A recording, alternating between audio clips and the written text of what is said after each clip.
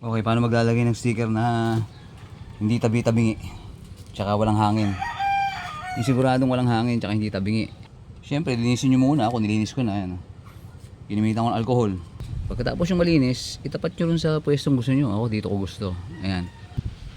Kung natin gagawin, buko na ng ganyan. Oh. Ayan. Ayan, nakatupi yung likod. Ganyan. Nakatupi. Tapat mo ngayon.